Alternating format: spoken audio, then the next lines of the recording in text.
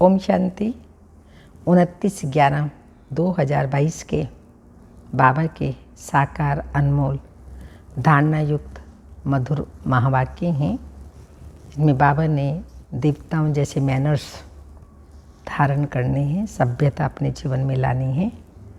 दैवी मैनर्स की भी हमें परख होनी चाहिए। इसके दैवी मैनर्स हैं, कौन से मैनर्स हैं, तो सुनते हैं डायरेक्ट बाबा के द्वारा। मीठे बच्चे, तुम्हें मनुष्य से देवता बनना है, इसलिए दैवी फजीलत धारण करो। आसुरी अवगुणों को छोड़ते जाओ, पावन बनो। क्वेश्चन, दैवी मैनर्स धारण करने वालों की परख किस एक बात से हो सकती है? आंसर है सर्विस से। कहाँ तक पति से पावन बने हैं और कितनों को पावन बनाने की सेवा करते हैं? अच्छे पुरुषार्थी हैं या अभी तक आसुरी अवगुण हैं? यह सब सर्विस से पता चलता है। तुम्हारी यह ईश्वरीय मिशन है ही दैवी फजीलत सिखलाने की, मैनर्स सिखाने की। तुम श्रीमत पर पतित मनुष्यों को पावन बनाने की सेवा करते हो। गीत ओम नमो शिवाय। ओम शांति। भक्ति मार्ग में महिमा करते हैं शिवाय नमः आदि आदि।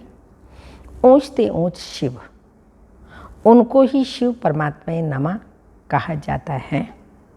ब्रह्मा देवताय नमः, विष्णु देवताय नमः कहा जाता है और शिव परमात्मा ही नमः आदि आदि। फर्क हुआ ना?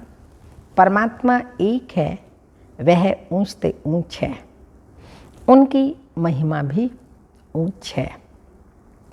इस समय ऊंचे ते ऊंचा कर्तव्य करते हैं और उनका धाम भी ऊंचे से ऊंचा है। नाम भी ऊंच, और किसी को परमात्मा नहीं कहते। परमात्मा के लिए गायन ही है, हे पतित पावन। आते भी हैं पतित दुनिया और पतित शरीर में। पतित शरीर का नाम है, क्या नाम है? प्रजापिता ब्रह्मा। इसमें प्रवेश कर कहते हैं, मैं बहुत जन्मों के अंत वाले साधारण मनुष्य तन में प्रवेश करता हूँ। सूक्ष्म तनवासी संपूर्ण ब्रह्मा में नहीं आते। खुद कहते हैं, इनके बहुत जन्मों के अंत के भी अंत में आता हूँ। बहुत जन्म लेते ही हैं राधे कृष्ण। सत्युग में फर्स्ट नंबर राधे कृष्ण और अंतिम जन्म में ब्रह्मा सरस्वती। उनके बहुत जन्मों के अंत का जन्म साधारण है। ऐसे तो कहते नहीं, मैं पावन शरीर में प्रवेश करता हूँ। भगवानो वाच्य मैं साधारण तन में आता हूँ। अब भगवान जरूर आकर के इस साधारण तन द्वारा आत्माओं को बैठ समझाते हैं कि मैं परम पिता परमात्मा हूँ। मैं श्री कृष्ण की आत्मा नहीं हूँ, मैं श्री कृष्ण की आत्मा नहीं हूँ, ना ब्रह्मा विष्णु शंकर की आत्मा हूँ। मैं तो परम आत्मा हूँ। एक है आत्माएं, दूसरी है धर्मात्माएं, तीसरी है देवात्माएं और चौथा है परम पिता परमात्मा। वो सब आत्माएं हैं, अनेक हैं और परमात्मा एक है। तो मैं परम पिता परमात्मा हूँ, जिसको शिवाय शिव परमात्मा नमः कहा जाता है। मैं इसमें आया हूँ। मैं सूक्ष्मतनवासी ब्रह्मा में प्रवेश नहीं करता हूँ। मुझे तो यहाँ पतितों को पावन बनाना है। मेरे द्वारा ही वह सूक्ष्म वतनवासी ब्रह्मा पावन बना, इसलिए उनको सूक्ष्म में दिखाया है। नीचे ब्रह्मा जब फरिश्ता नहीं बना था, व्यक्त ब्रह्मा था, और सूक्ष्म वतन में अव्यक्त यानी फरिश्ता रूप बन गया, जो शिव बाबा ने ही बनाया। तो बाबा ने बताया, मेरे द्वारा ही वह सूक्ष्म वतनवासी ब्रह्मा पावन बना है, इसलिए उनको सूक्ष्म वतन में दिखाया है। कितनी अच्छी रीति समझाते हैं, परंतु मनुष्य सुनी अनसुनी कर उल्टी बातों पर चलते रहते हैं। आसुरी बुद्धि से सुनते हैं, ईश्वरीय बुद्धि से सुने तो संशय सब मिट जाएं। त्रिमूर्ति का अर्थ चित्र दिखाने बगैर समझाना मुश्किल है। उन्होंने त्रिमूर्ति ब्रह्मा नाम रख दिया क्योंकि शिव बाबा प्रजापिता ब्रह्मा द्वारा नई सृष्टि की रचना रचते हैं। तुम बच्चे अभी सन्मुख बैठे हो, सब पति से पावन बन रही हो। जितना जो बनेगा वह सर्विस से दिखाई पड़ेगा। ये अच्छा पुरुषार्थी है। इनमें अर्जुन अवगुण हैं, देवताओं में दैवी गुण थे।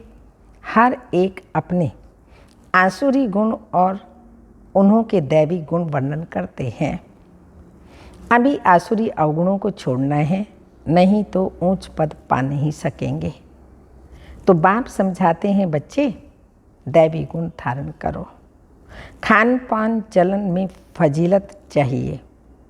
पतित मनुष्यों को बद फजीलत कहेंगे, देवताएं फजीलत यानी मैनर्स वाले हैं। तब तो उन्हों का गायन है, हर एक को पुरुषार्थ करना है।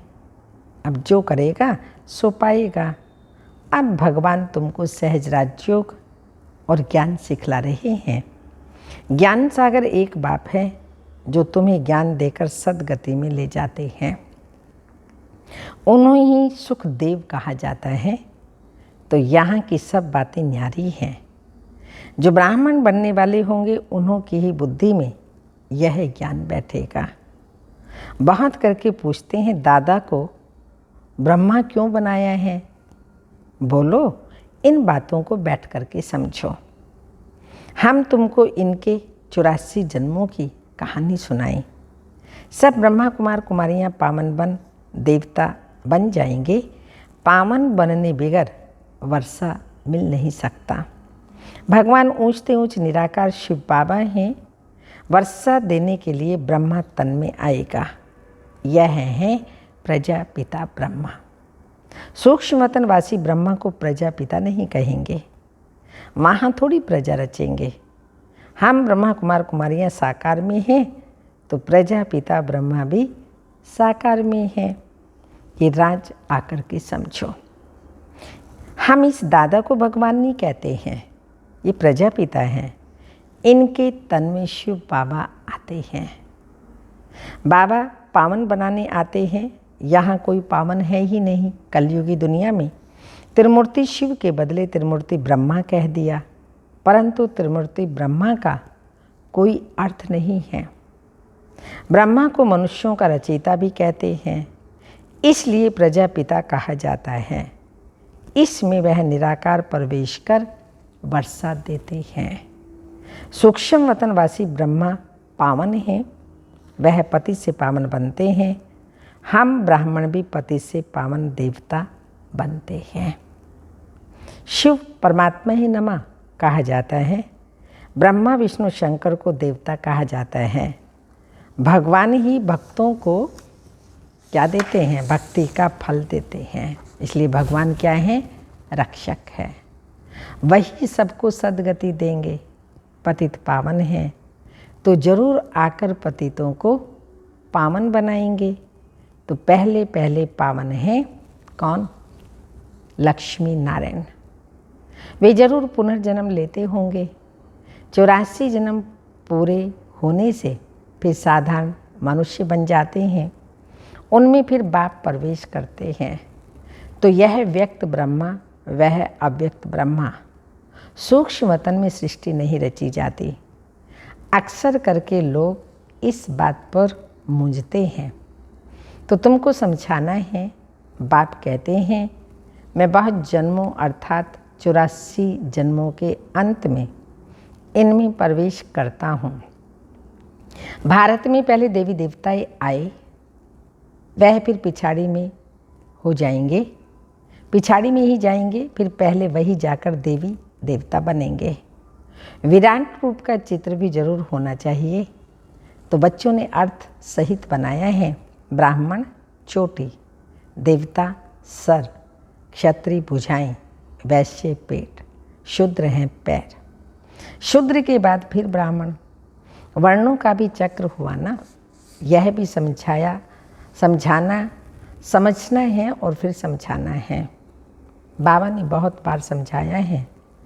अखबार में पढ़ता है फलाना स्वर्गवासी हुआ, तो उनको चिट्ठी लिखनी चाहिए कि स्वर्गवासी हुआ तो ज़रूर नर्क में था ना, और अब है ही नर्क, तो ज़रूर पुनर्जन्म नर्क में लेंगे। अगर स्वर्ग में गया तो तुम फिर उनको बुलाकर नर्क का भोजन क्यों खिलाते हो? हाँ, बाबा पूछे, बोलो क्यों खिलाते, तुम रोते क्यों हो? परंतु इतनी बुद्धि नहीं है जो समझे कि स्वर्ग की स्थापना तो बाप ही आकर करते हैं, राजयोग सिखलाते हैं। तुम ब्राह्मण संगम पर बाप से वर्षा ले रहे हो, बाकी सब हैं कलयुग में। संगम पर आत्मा परमात्मा मिल रहे हैं, इनको कुंभ का मेला कहा जाता है। तुम ज्ञान गंगाएं ज्ञान सागर से निकली हो, भक्ति में समझते हैं गंगा में स्नान करने से पावन बन जाएंगे। पावन बनना तो तुम्हारी मिशन का कर्तव्य है, ये ईश्वरीय मिशन है। तुम ही पतित मनुष्य को पावन देवता बनाती हो श्रीमत पर। श्री कृष्ण पतित पावन नहीं है, वह पूरे 84 जन्म लेते हैं, पहले लक्ष्मी नारायण, फिर अंत में ब्रह्मा सरस्वती। आदिदेव आदिदेव बनते हैं। अभी ये बातें किसने समझाई? किसने समझाई? शिव परमात्मा नमः गाते हैं, हे परम पिता परमात्मा, आपकी गतमत न्यारी, सबसे न्यारी है। वो श्रीमत देते हैं गति के लिए, गति और सदगति, दुर्गति वालों की सदगति करने वाला। उनकी श्रीमत सब मनुष्यों से न्यारी है। बाकी भक्ति मार्ग है ही घोर रात्रि, आधा कल्प ज्ञान दिन।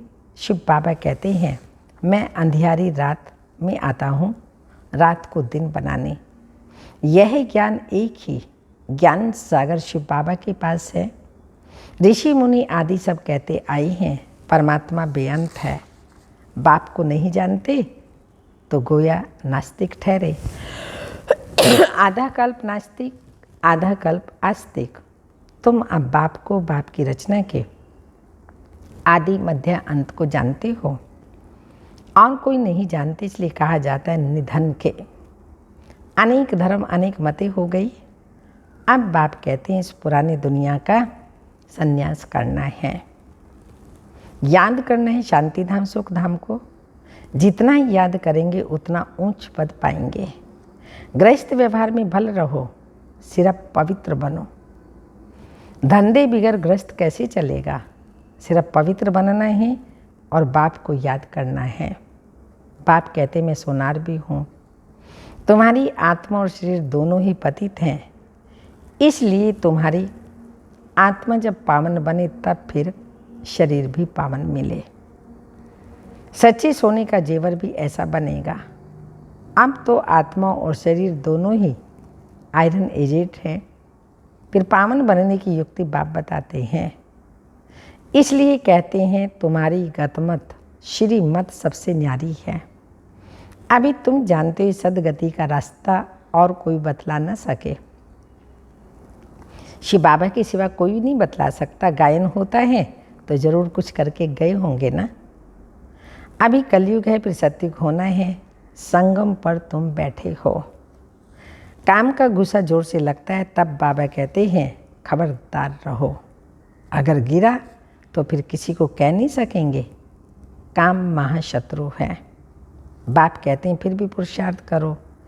एक बार हराया, दूसरी बार हराया, फिर अगर तीसरी बार हराया तो खत्म, पद भ्रष्ट हो जाएगा। प्रतिज्ञा की है तो उस पर पूरा रहना है। प्रतिज्ञा कर फिर पतित नहीं बनना है। परंतु सब तो प्रतिज्ञा पर कायम नहीं रहते हैं, गिरते भी रहते हैं। कोई फिर बाप को छोड़ भी देते हैं। बहुत भागने वाले भी हैं। आप उनमें से नहीं बनना, आप कोई नहीं भागना। अंत में तुमको पूरा साक्षात्कार होगा कि कौन क्या बनेंगे। पुरुषार्थ पूरा करना चाहिए। जो दुख देते हैं वो दुखी होकर मरते हैं।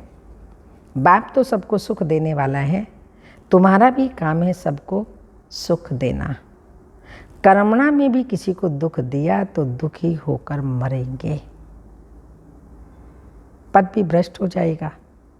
बेहद के बाप के साथ पूरा फरमान बरदार होकर रहना है। अच्छा, मीठे मीठे सिक्के लदे बच्चों प्रति माता पिता बाप दादा का याद प्यार। Good morning diamond morning. रूहानी बाप की रूहानी बच्चों को नमस्ते। हम रूहानी बच्चों की रूहानी माता पिता बाप दादा को याद प्यार। Good morning diamond morning. ओम नमस्ते। मातेश्वरी जी के अनमोल महावाक्य हैं। अब यह जो हम कहते हैं कि प्रभु हम बच्चों को उस पार ले चलो, उस पार का मतलब क्या है?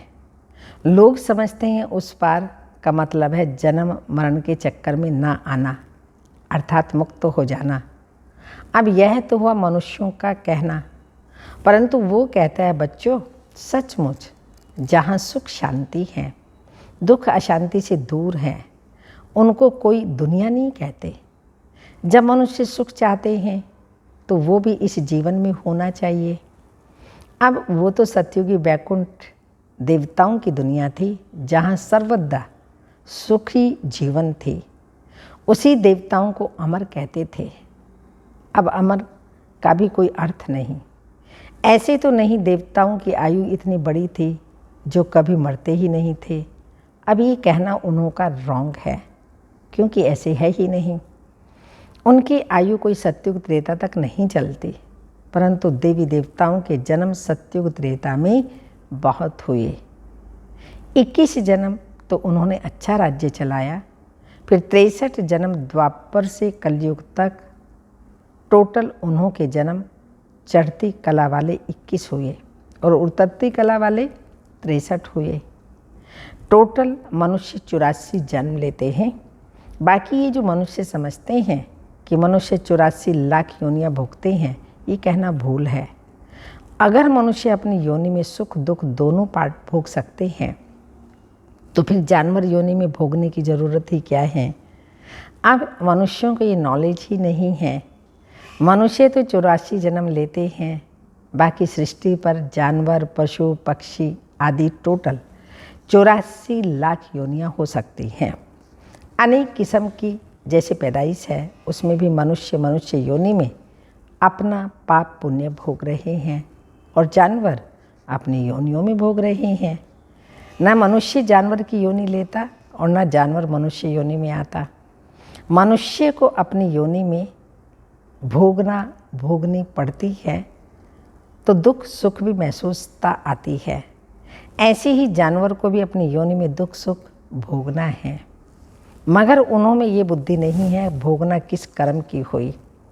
उन्हों की भोगना को भी मनुष्य फील करता है, क्योंकि मनुष्य बुद्धिमान है। बाकी ऐसे नहीं कि मनुष्य कोई 84 लाख योनियाँ भोगता है, जड़ झाड़ में योनि लेते हैं। ये तो सहज और विवेक की बात है कि जड़ झाड़ ने क्या कर्म अकर्म किया, जो उन्हों का हिसाब किताब बनेगा। जैसे देखो, गुरु नानक साहब ने ऐसे महावाक्य उच्चारण किए हैं, अंत काल जो पुत्र सिमरे, ऐसी चिंता में जो मरे, सुअर की योनि में वल वल उतरे, आदि आदि। परंतु इस कहने का मतलब यह नहीं है कि मनुष्य कोई सुअर की योनि लेता है, परंतु सुअर का मतलब कि मनुष्यों का कार्य ही ऐसा होता है जैसे जानवरों का कार्य होता है। बाकी ऐसे नहीं कि मनुष्य कोई जानवर बनते हैं। अब यह तो मनुष्यों को डराने के लिए शिक्षा देते हैं, तो अपनी कोई संगम पर अपनी जीवन को पलटाए पाप आत्मा से पुण्य आत्मा बनाना है। धारणा के लिए मुख्य सार हैं, बाप के साथ वफादार फरमान बरदार होकर रहना है, कभी किसी को दुख नहीं देना है। सेकंड पॉइंट, बाप से पूरा वर्षा लेने के लिए पवित्र बनने का पुरुषार्थ करना है, काम की चोट कभी नहीं खानी है, इससे सावधान रहना है।